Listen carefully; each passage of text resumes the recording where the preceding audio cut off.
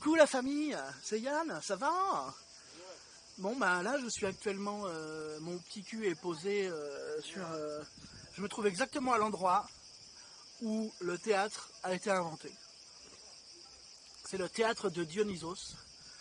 Et il y a à peu près un peu plus de 2 millénaires et demi, si tu veux, à cet endroit. Donc tous les ans il y avait un espèce de festival, tu vois, Dionysia.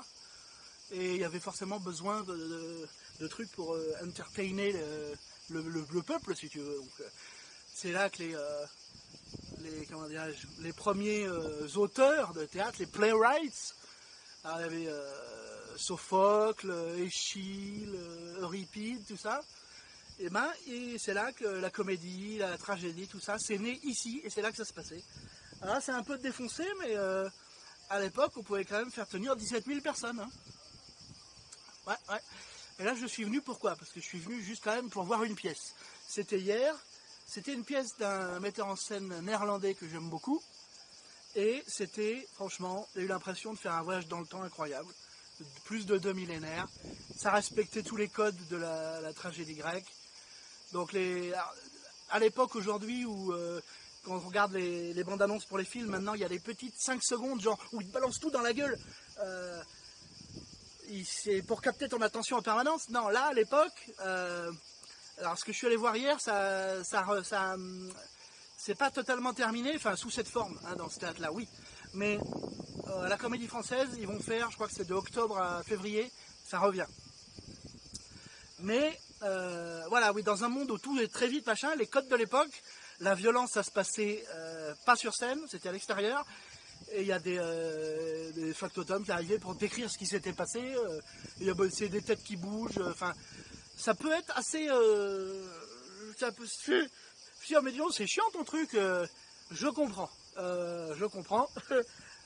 Mais c'est rarement à un tel niveau de fidélité. C'était fabuleux. C'était juste fabuleux. Ivo Van Hove, je suis venu parce que j'ai un podcast, maintenant un nouveau podcast. Il y a bien sûr The Good, The Bad and The Just Play Standard avec Adam et Anouk, mais On the Wooden Path, hein, sur le chemin boisé, voilà, c'est le podcast dans lequel je parle moi tout seul des spectacles que je suis allé voir. Donc là j'ai parlé de ce truc que j'ai vu hier. Bon, c'est en anglais, hein, toujours, hein, mais bon, voilà. Bon, je laisse la caméra ouverte un petit peu pendant... une minute, c'est de voir. Ils font des rénovations, voilà, c'est un peu plus. Là, il y a je filme là en 360, hein, donc vous pouvez tourner tout comme vous voulez. Hein. Ils rénovent en permanence. Je sais pas s'ils vont faire le truc complet, mais voilà. Je regrette pas d'être venu. Ouais. Le temps, en revanche, j'étais à 34 degrés. L'avant-dernier épisode de la saison 1. Là, le dernier, c'était ça, Oreste et Electre. Avant, c'était After the End, une pièce en français, mais d'un auteur anglais.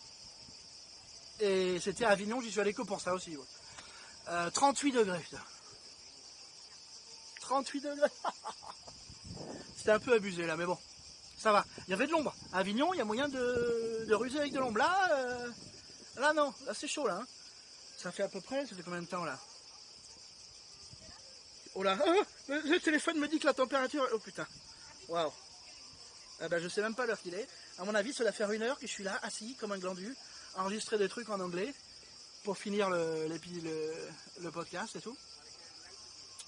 Bon, je vous salue bien et je vous dis à la prochaine. Ciao, ciao.